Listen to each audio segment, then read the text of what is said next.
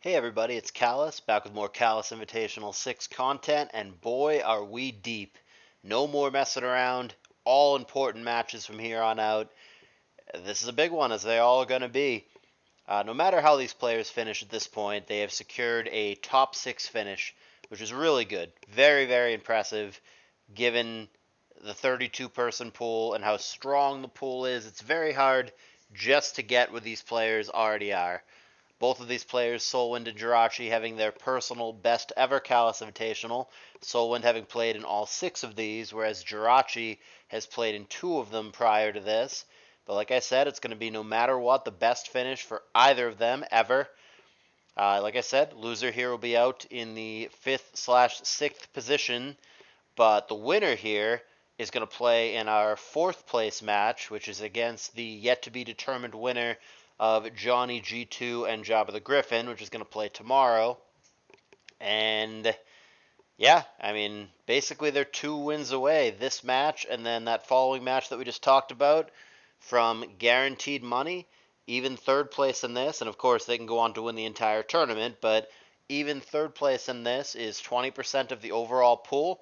Overall pool right now sits at over $2,500, so that means even just 3rd place is going to get over $500, and then likewise 2nd place over $750, and a whopping $1,250 plus for 1st place if the donations don't go up between now and the end of the tournament. So there's a lot at stake. It is their personal pride and personal best finish, but there's also a good financial component to it as well. Normally I narrate on normal or fast, but given the stakes of this particular match, how deep we are and how important it is, I think I'm actually going to start it off on slow. And you guys can let me know in the comments if you like that better or worse than my usual. So without further ado, the best of 3 match, very deep, round 7 of Callous Invitational between SoulWind and Jirachee. SoulWind is going to be on the bottom in this game 1, and Jirachee is on the top. Metacham and Titar. Metacham, an immediate threat to Tyranitar with the ability to have a fighting attack such as Brick Break or High Jump Kick. However, he's going to go for Rock Slide, predicting a switch, which there is a switch, but not only is he going to miss the Rock Slide, but even had he connected, it would have been resisted by that doll. Now, the Metacham did not gain leftovers there, which may imply a choice ban. That's probably the most likely scenario, but it could, in theory, have a Salic Berry, a Lychee Berry, a Lum Berry, what have you. We see Thief from Skarm in the Skarm on Skarm matchup from SoulWind, so now his Skarm is going to have lefties, whereas Jirachee, his is not. And they both have Skarmories, but one of them has a spinner and one may or may not. We haven't seen that yet one way or another for Jirachee. And SoulWind continues to just sit in there and rapid spin, and all that little chip damage, even though they're doing 1 and 2% at a time, it's all going to add up because Skarm doesn't have lefties anymore. Now, granted, Jirachee's only shown 2 pokes. He could just as well have a Wish user in the back and just pass that along. But as of now, we believe that that damage could be permanent. Could also be a Leech Seed for a little bit of healing as well. All 3 layers get up for SoulWind. Jirachee has not played like he is at all phased by that, so he's either got a spinner in the back or some kind of Superman squad, which would be weird with Metacham, so I think it's more likely that he probably just has a spinner. Metacham is also kind of a weird fit on Skarm Bliss. I like Metacham fine. Oh, there's a Claydol even, so this actually looks like a stall team, which is fine. Skarm Bliss Claydol is really good, really common core. But it's weird that Metacham is on the same team with them, so we'll see what Jirachee's cooked up. On that previous turn, he tried to snipe an incoming Gengar, which is why he went for Psychic rather than a Rapid Spin immediately. But a Gengar did not come for SoulWind, so he feels comfortable Rapid Spinning on the following turn, and there once again was not a Gengar there. So now Metacham is going to try to sneak in, maybe on Titar, but what he does get instead is a neutral Psychic for 41% and a Specs drop. I don't like the Focus Punch here. I think that even had you gone for CB Shadow Ball, which is probably the strongest thing you're able to do against the Claydol. The Claydol would always survive that and then kill you back with either Earthquake or Psychic. And I think if you do something other than Shadow Ball, like he did, like Focus Punch, or if he gets cute and goes for Rock Slide or whatever, then you just lose the Medicham for even less value. So I think Jirachee maybe coulda, shoulda saved that there. I think there's a later scenario where he gets it in on the T-Tar down the road, and then he gets a free Brick Break or whatever prediction off. I don't think he needed to give up the Medicham there. That Focus Punch, of course, has really high upside if it actually hits something. But SoulWind was pretty safe to stay in there. He would have survived anything other than a critical hit. So I would have done what SoulWind did and attack. Granted, I probably would have gone for Psychic rather than Earthquake, but that's nitpicky. Regardless, I don't think Jirachee should have Focus Punch there. And indeed, he is punished for it. The Medicham, as we've seen a couple times, honestly, throughout this tournament, the Medicham does a whole lot of nothing, and SoulWind takes the lead. Drill Peck critting there on Gengar is going to severely weaken it, and he's going to go for Fire Punch and bounce off Tar for just 11%. So if this is a Pursuit Tar, that Gengar is super dead pending Hypnosis. Oh, well, Hidden Power with a huge crit, so giveth, taketh, as they say. SoulWind got a Drill Peck crit, and then Gengar got an HP Grass crit. I guess call it even. T-Tar took a ton, 79% from that. Didn't die, but big damage. Leaves him very low, very much in the red. All that being said, SoulWind furthers his lead now, and half of his team is still unrevealed. Rapid Spin gets off, only to immediately spike again. One layer currently for both players, but they do both still have a living spinner. Rapid Spin and spikes yet again. SoulWind's fine with this.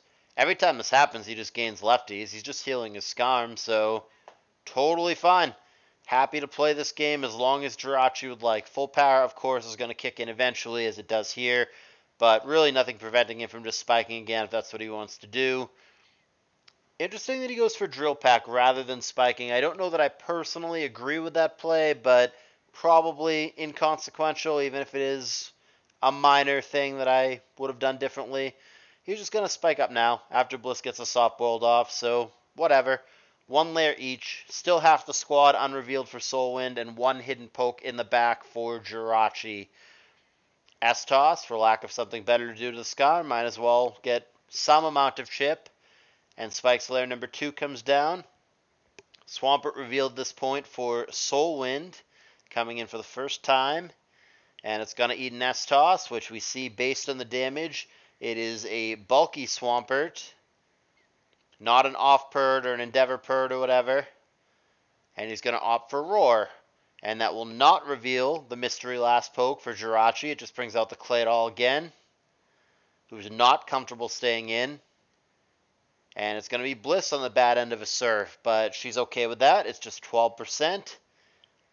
Swampert could still have Focus Punch, but the fact that it's bulky and it has Roar makes that really unlikely. And now having shown Protect, it is basically guaranteed that Focus Punch isn't going to be there. We haven't seen the last move, but you would think that it's either Toxic, Ice Beam, or Earthquake rather than Focus Punch, but I guess you never know. And there is Roar to finally get the identity of the last poke. It is a Metagross. It is a Metagross with lefties. And it's a Metagross that's not comfortable staying in against Swampert. So out that goes. Scarm comes into a Surf from what appears to be a Monopert. And there is layer number 2. So now they both have 2, but they both still have their spinner. SoulWind seems clearly in control of this game. I believe he's going to win this game, now that we know what the last poke is for Jirachee. Metagross, if it's agility, I guess it finds an immediate crit on Swampert, or you agility, you eat a Surf, and then, yeah, I don't know, because you need attack raises too. So I really don't know how meta gets there for Jirachee. He would really need to come in at the perfect time, get an immediate crit on something, eat an attack, agility, and then just get there from there, whether that's more attack raises or crits or what have you. Rapid Spin and Ice Beam there. Doll almost dies. And we're not going to have a nurse moment here. If there is a boom, it's not going to be on Bliss. but it is not a boom. It is an earthquake, which whiffs on the Scarm, but remember, it doesn't have lefties, got stolen by the other Scarm, and Drill Pack is going to be the play for 14%. Swampert comes in, no problem on that. Spikes layer number 1, reestablished, and Surf is going to end the day for Scarm. So SoulWind with an even bigger lead, now 6-3. Jirachee not in a good place in this game, but is not quite ready to pack it up, pack it in. Going to go for the S-Toss. And that's going to be met simply by a Roar. Dragging out the meta again, getting more spikes damage on, and it's down to 80%. Do you just go for it? Do you just mash right here and just get the crit, get the attack raise? I guess what you could do is switch to Claydol and have your opponent get a critical hit. Man, Jirachee's still not ready to concede, but this has been a one-sided affair. SoulWind very much in control of this game 1. Chipping away at the Swampert. A theoretical out for Jirachee here. Can you just mash here? Or do you just agility, eat a Surf, and then just get there with the crit attack raise mash that you need? Surf and Torrent range is not enough. But now if SoulWind has a Dugtrio in the back, we're just done because the agility never got off for Jirachee. And there is a Dugtrio in the back, which is why you needed to agility first. But this should be the ball game. And Jirachee knows that he's simply going to concede. It might not have even been an agility Metagross, but it would have needed to be for him to have any chance to get out of this. It could have just as well been a Protect Gross or a 4 attack Gross or whatever. We don't actually know that it had agility, but that's the set that he probably would have needed to have a chance to clean this up. But that's not the way that it played out, and even though SoulWind does lose a poke, so it's not a straight-up 6-0, this was a one-sided beating, and SoulWind takes game 1 pretty comfortably. So he will now have 2 opportunities, game 2 and a theoretical game 3, to end the very impressive run of Jirachee. And likewise, Rachi is going to have to come back 2 in a row against one of competitive Pokemon's all-time greatest players in SoulWind. So here is game 2, and we'll go ahead and switch the sides for continuity and keep SoulWind on the bottom and Jirachee on the top. This time it is a Milotic and a Metagross lead. Milo, not like a rare what the fuck is this lead, but on the uncommon side for sure. Doesn't like the matchup against Meta, though. Worried about getting boomed on, perhaps. Celebi briefly in and immediately BP's out. And very different looking teams from the previous game this time. SoulWind seemingly with some kind of balance. Usually these Milo Celebi teams have like Magneton, Snorlax, Salamence, Meta, that kind of thing. And Jirachee, not as clear. Some kind of mixed offense, perhaps. Aerodactyl comes in briefly on B, but again, immediately Baton passes out. And now the lead Meta has to eat a Surf. And SoulWind continuously gets out of the way. I guess he's comfortable losing Celebi, but not Milotic. So B's going to go down, and it leaves us in a 5-5 situation with many unreveals between the two. DD for Rachi, immediately met with a 65% Surf. I guess you go for it now. He agrees. Rock Slide at +1. And he does not find the crit or the flinch that he would have hoped for. Irrelevant crit back from SoulWind, who is taking the lead once again when he's already up a game. So SoulWind looking to close out Rachi with a nice clean 2-0. Lock up his spot in the 4th place match. Rachi not ready to give up that easily. He does land a Toxic on Claydol here. And Zapdos, who is also poisoned, is going to sneak in thinking maybe an Earthquake is going to come down. Catches the Milo, which works out very well. Lax comes in for the first time. That hit power must have been aimed at the Claydol. Not sure if it's ice or grass, but it bounces off Lax all the same. And Lax going to begin to curse up for SoulWind. The fact that there is sand in this game is certainly going to make the Lax not as ridiculously bulky as it could be. But this does appear to be an all-in on Lax squad for SoulWind. I think the last poke, even though it hasn't been shown, is almost certainly just going to be Magneton here. I can't imagine what else it would be. It makes very little sense to have the rest of the pokes that you've shown if you don't have Magneton. So I think it's almost certainly going to be And yeah, and we'll see if I'm right, but that's what I think we're looking at here. Milo is going to get exploded on, leaving us in a 3-3 situation. Aerodactyl looks like a tough switch in here. Kind of surprised he didn't just click double edge there. Maybe he knew Magneton was coming. And the sand is actually going to be gone from a sunny day Magneton here. So now the Lax gets a good bit bulkier, and it's going to wall the Zapdos anyway. But the Aerodactyl seems like a very good poke in this matchup for Jirachee. Couple Earthquakes from Swampert here, putting the pressure on. Gets a curse off, but I'm not sure how far he wants to push this. Focus Punch thinking that a rest is coming, which is the case. And that's going to do a pretty big chunk. 36% despite the defensive curse boost. Focus Punch again, 38% this time. It's going to be really hard for SoulWind to find a way out of this. And he switches out as well. He's just going to go to the Doll here. But Swampert's at 100%. Boom wouldn't even kill it. And he very well may just have a water attack. He actually doubles back, thinking a Boom is coming. He wants the Zapdos to be what gets blown up on. But SoulWind does not blow up. He goes to the Lax, which is still sleeping here. It will not survive another T-Bolt. So I guess something has to come in, and something ends up being Magneton, who takes 50% here. Comes back at this point thinking there's going to be another Thunderbolt, which is correct. So Claydol comes in, and both Mons suffer from the poison. Magneton in now. Hidden Power aimed at Doll is not going to kill the Magneton, and finally the Zapdos succumbs. But Swampert and Aerodactyl both seem pretty threatening in this spot. Magneton, unsurprisingly, does not have HP Grass, given the fact that he is Sunny Day, and the fact that he is the Claydol. It's probably just HP Fire. And yeah, the Earthquake is going to seal the deal. SoulWind does not see a way out with his poisoned, weakened Claydol. Seems reasonable to me. He's going to concede, and we are going to go to our first Game 3 in a while. I don't think we've had a Game 3 since Round 4, actually. I think Rounds 5 and 6 were just a bunch of clean 2-0s, which is kind of a statistical anomaly, but, you know, tournaments can be weird like that, especially with small sample sizes. Let's not get too stuck on that. We've got a Game 3 to figure out. Will it be SoulWind or will it be Jirachee? One of these guys is going to finish with a respectable top 6. One of them is going to be one match away from that cash money. And who knows how much. Like I said, you could still win the tournament from the lower bracket. It's been done multiple times. Here we go. Third and final game. Put it on slow again, and we'll go ahead and switch those sides. SoulWind on the bottom, Jirachee on the top. Swampert lead. That's the second time this match that SoulWind has opted to lead with a water. A little bit unusual. And Jirachee with the far more standard T-Tar. So it's just a turn 1 Earthquake is the way SoulWind wants to kick things off. It's going to connect with a Bliss. Goes to Skarm just in case he gets cute.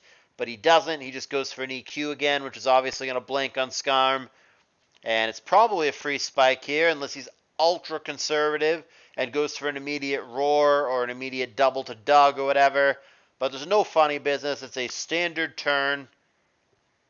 And a lucky Para comes down with the Thunderbolt, but Spikes gets off anyway. So 2 layers beneath SoulWind's team. And in exchange, the Skarm is going to die. So that, of course, is a 6-5 situation. That is a standard trade. The Spikes in exchange for the Skarm. The question is, does SoulWind also have a spinner in the back? Did he bring Magdoll into Jirachee? Looks like a Superman squad for Jirachee. A lot of flying Mons here. Very well might be Last Poke Gengar. Could also be Last Mon Aerodactyl. But I would think it's one of those two for Jirachee on this Superman-esque team. Be surprised if it is not one of those 2 Mons. SoulWind is going to go to Celebi here. And going to go for cover. Makes sense to me.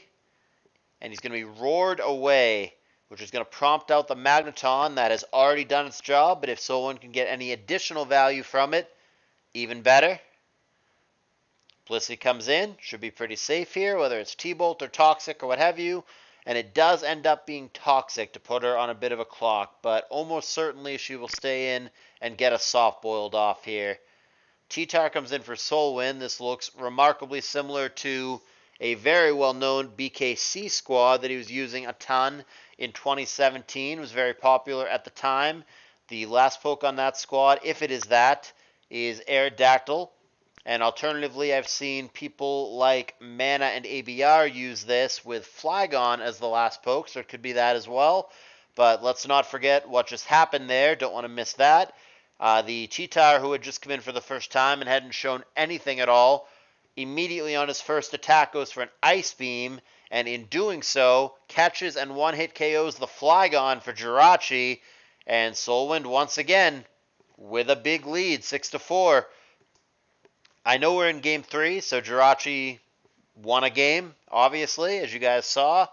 But it has really felt, by and large, like SoulWind has been ahead for almost the entire set. He dominated Game 1. Game 2 was really close, even though Jirachee did get there. And this game is reminding me once again of the first game, where SoulWind is just in the lead. Doesn't look like anything is happening to make him not have the lead. And Jirachee's really going to have to play out of his mind or catch some breaks or both in order to come back from this. So it's not the BKC squad, or it's, I guess, the modern variation of it, if you will. Not Last Mon Arrow, but Last Mon Flygon, which when I initially saw it there, I would think that it is choice banded and kind of filling the same role as the Aerodactyl while having more defensive utility. But we saw Protect, so it's obviously not choice banded. Not clear if it is offensive with Protect or some kind of defensive gone with, Toxic, Protect, Earthquake, and whatever other attacking move. Time will tell, but in the meantime, there's no reason to believe that SoulWind is not winning this game. It's certainly not over, but he's clearly ahead at 6-4. The last poke for Jirachee, if it's Gengar, it looks pretty good here. I think this is basically guaranteed to be a Pursuit Tar, given the rest of the team for SoulWind, so that could obviously be an issue for the Gengar, but in a theoretical world where the Gengar has Hypnosis, or he crits them with HP Grass, or he catches them by surprise with Focus Punch, or whatever, there's a theoretical world where Gengar can punch through the Tar anyway here, but if not for the Tar, the hypothetical last poke Gengar here is actually really good. The coverage moves would be, Grass nails the Pert, Ice Punch nails the Flygon and the Celebi. You could have Electric or Fire attacks for these two. It really depends on what the set would be, but Gengar could be very good here in the back. If it's Last Mon Arrow, which is the other thing that I think it conceivably could be for Jirachee, that doesn't seem quite as good. It certainly isn't bad, but like any prediction that he makes, Earthquake gets blanked by Flygon, Double Edge gets blanked by these two, Rock Slide, there's 3 Rock Resists on the other side. Well, scratch that. We don't have to talk about that anymore. It's finally out. It is Gengar, not Aerodactyl. And like I said, the biggest obstacle is going to be how do you get around Pursuit Tar. Jirachee is certainly playing as if it's a Pursuit Tar, which is why he doubles back here. He tries to get Blissey in on what would be probably an entirely special Tar.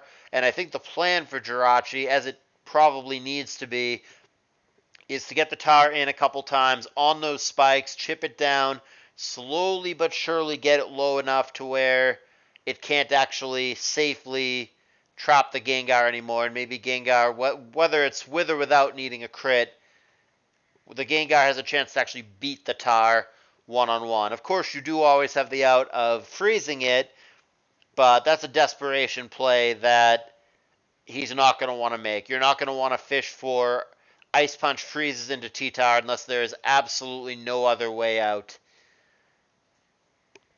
So with that, Jirachee did kill the Skarm and get a little bit more in this game, but SoulWind's still clearly ahead in my view. But the Gengar really, it could be the saving grace for Jirachee. There is a world where, whether it's via a freeze or chipping it down very slowly over the course of the game, or a timely crit or whatever, there is a world where the Gengar punches through the T-Tar, and then all of a sudden the Gengar is very difficult for SoulWind to deal with. And that looks to me like the only way that Jirachee can win this game, realistically. It's not a CM Bliss. It's not going to get there. The T-Tar is too low. It's poisoned. It's at less than half. There's spikes down. It doesn't have lefties. Zapdos is also poisoned, though it very well might be last move rest, but it's still not a win condition, even if so. I think the Gengar has to be the guy. Comes in now on HP Grass, which is fine.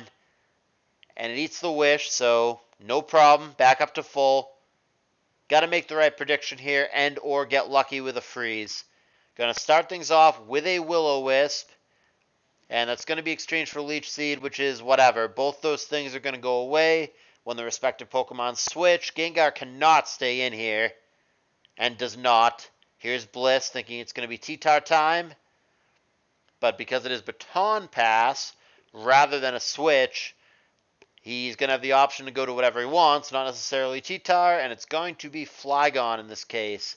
That's going to be a 44% Earthquake. We've seen only Protect and Earthquake, so it's not clear what the full set is here, but we know there's Ice Beam on the other side, which apparently SoulWind is not afraid of. And Jirachee's not going to pull the trigger either. Gotta just sit there and click Soft Boiled as far as he's concerned. If this continues, he opens himself up to a critical hit, which would just devastate him. Blissy's still in range to where a crit would kill. And pulls it back at this point, which I think is wise, because at some point, Jirachee should just pull the trigger and go for an Ice Beam, which he never does end up doing here, and Blissey is back to 100%, but that possibility was always there. Leech Seed comes down, and now it's going to be an Ice Beam, which only matters there if it lands a crit. Might as well go for it if you're Jirachee. It's a good opportunity, but it doesn't come, and Celebi now is going to be very safe thanks to that Leech Seed padding. And there's the recover to get back up to damn near 100%. Good old 99. Will-O-Wisp again. And Leech Seed again. So slowly but surely chipping away at the Gengar, and really not a lot of progress being made. Celebi on the other side, totally fine and doesn't care about the Will-O-Wisp. Taunt to prevent what he thinks is going to be BP probably. It ends up actually being Leech Seed again, just in case Jirachee had switched, which as we see he did not. Switches now to Blissey, and Celebi's still taunted, so can't Leech Seed him here. Ends up going back to Magneton, actually. Interesting. Okay. Misses Toxic. And gets within one S-Toss of death. So, Jirachee, I still think SoulWind is ahead, but he's putting up a fight. And he's evened up the game here if he goes for S-Toss, but he actually goes for Wish instead. We'll see if SoulWind gives up the Mag or keeps it for fodder. And he wisely opts for the fodder route. That's a play that I agree with. I don't know that I agree with going to the T-Tar here, because that's kind of your key to deal with the Gengar. If you get that killed or frozen, Gengar becomes an issue. So I don't necessarily love the switch for SoulWind, but I still think that SoulWind is probably ahead, and I do agree with not giving up the Magneton in that spot. Jirachee now is reduced to fodder of his own, so both the T-Tar and the Magneton of SoulWind and the T-Tar of Jirachee, that is, are effectively dead. They'll both die the next time they come in via the spikes. So even though it is a 5-4 game on paper, it is effectively a 4-3 game. Celebi comes into the Zapdos here. And it's not last move rest, so that Zapdos will die to that poison at some point. But in the meantime, he shows Hidden Power, which is clearly not Ice, not very effective. We're looking at Hidden Power Grass. T-Tar going to fodder itself here to prevent a recover, which is wise. And here comes Gengar, who's going to need to just get there with a crit or a freeze or whatever. It's a Wow Taunt Gar, so it's almost certainly Bolt Beam for the two attacks. But he doubles back here to the Bliss, thinking maybe now the T-Tar is going to come in, but it doesn't. Catches Swampert instead in this 5-3 air quotes game, which is really a 4-3. And it's Earthquake and Soft Boiled respectively. Swampert is totally fine doing this because it's gaining lefties every time the Blissey just sits there and heals up. 35% EQ, and Jirachee takes an offensive approach by taking a turn to go for an S-toss, but another soft-boiled is going to now be necessary, and she's in crit range. Earthquake and soft-boiled, sure. Just take a quick gander here. Soft-boiled got 6 left, and Wish 13 left, so good amount of healing moves, though you have to soft-boiled here rather than Wish.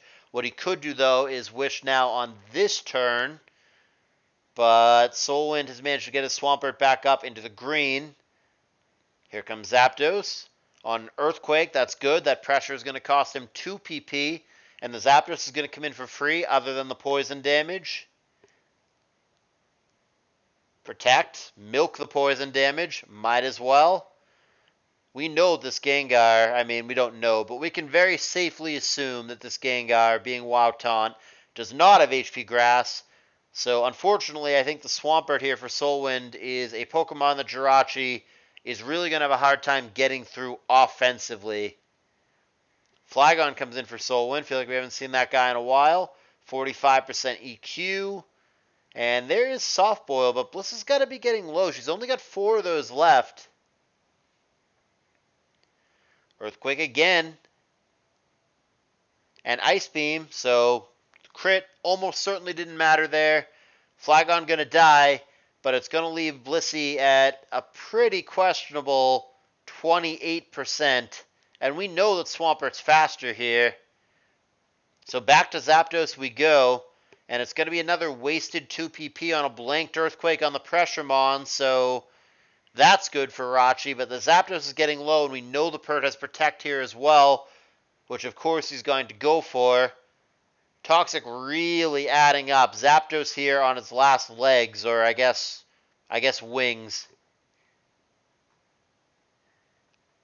Here comes B, and Zapdos is going to go out with a bang.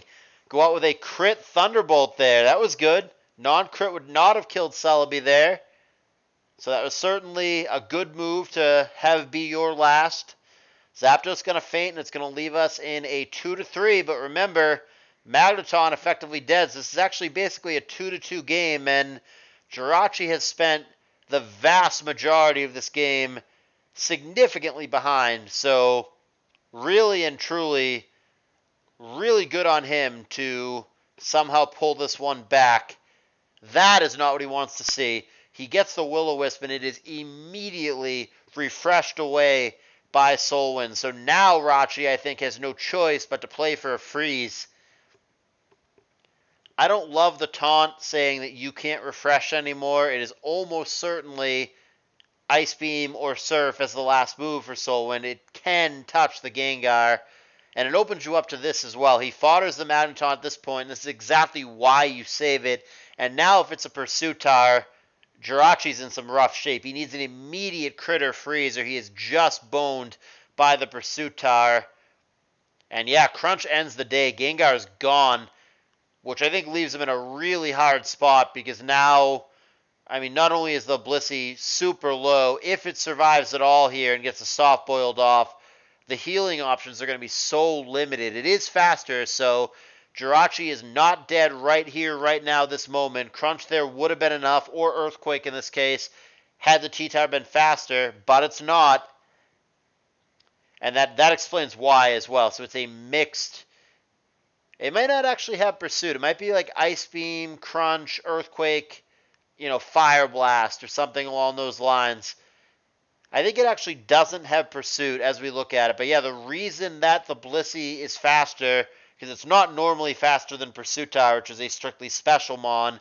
It's actually a mixed tar that is presumably using a quiet nature, which is minus speed. And that's the reason that the Blissey is faster in this case. But yeah, her healing options, I guess she's okay on Wish, but only 3 soft-boileds, though. Well, this game is going to come down to a one-on-one. It's going to be the Swampert against the Blissey for the game, for the match. Who's going to go to the 4th place match, and who is going to be out of here with a top 6 finish? Blissey, I don't think, can out-heal the Swampert, There's 5 Earthquakes. I guess it depends on the last move. 5 Earthquakes, 3 Soft Boileds, and 11 Wishes. I think Blissey has to just float Wishes all the time. I hate the S-Toss there. I mean, the crit was obviously lucky, but actually the crit might just be game, and it is. I don't get the S-Toss there. I don't see a lot of purpose. I think you have to float Wishes and just play it safe. If you could stall out the Earthquakes, which is very feasible because there's only 3 left now. If you stall out the Earthquakes, then the last move is just Surf or Ice Beam. I don't think Swampert can ever actually kill you, so it just goes into a PP situation. If it had been Surf, let's see, 31 plus 9 is 40, and then what's Surf? 16? I think it's 16. I don't recall. Let's just call it 16. So that's 40 plus 16 is 56. And then the Bliss, 24, 34, 44, 45. So I think if it comes to PP, if it's last move Surf or Ice Beam, which I know is 16, I believe that the Blissey goes to struggle before the Swampert does. So I think the out for Jirachee would have had to have been to float the Wishes as needed until Swampert runs itself out of Earthquakes, and then when it is safe to do so, fish for Ice Beam freezes. I think the out for Jirachee is to freeze the Swampert, have it not thaw, and then just kill it with Ice Beams, S-Tosses, whatever, probably S-Toss. But I think that Jirachee had to fish for a freeze, and I don't know what that S-Toss was. It might have just been thinking that it was going to be a protect turn or a non... I mean, obviously not a crit. He wasn't playing around that, but maybe he just didn't want to waste what he thought was valuable PP on something else by going for the S-Toss. I don't think the S-Toss was a good play. The way that it played out, it wouldn't matter, though, because what I would have done on this turn 80 for Jirachee, is I would have gone for Wish. But the way that it actually played out, that would not matter because the crit comes down immediately, and then he wouldn't have a chance to receive his own Wish because the Swampert just kills you on the next turn anyway. So I also would have lost this game in this 1v1 situation from Jirachee's seat. Like I said, I would have gone for Wish, and then the crit would have happened, and then I'd be dead. But like I said, I still don't agree with the S-Toss. I think you have to float Wishes, stay safe, whatever, and then pick your spots to try to find a freeze. There's a lot of hypothetical shoulda, woulda, coulda. It's totally possible the freeze never comes. There's only 10 Ice Beams. There's protects to blank some of them, and so on and so forth. It's also possible that he freezes them and then he thaws a turn or two later. It would have been a tough game for Jirachee to win, but it was winnable. This late game clearly did favor SoulWind, especially because the Blissey would have gone to struggle first had it come to that.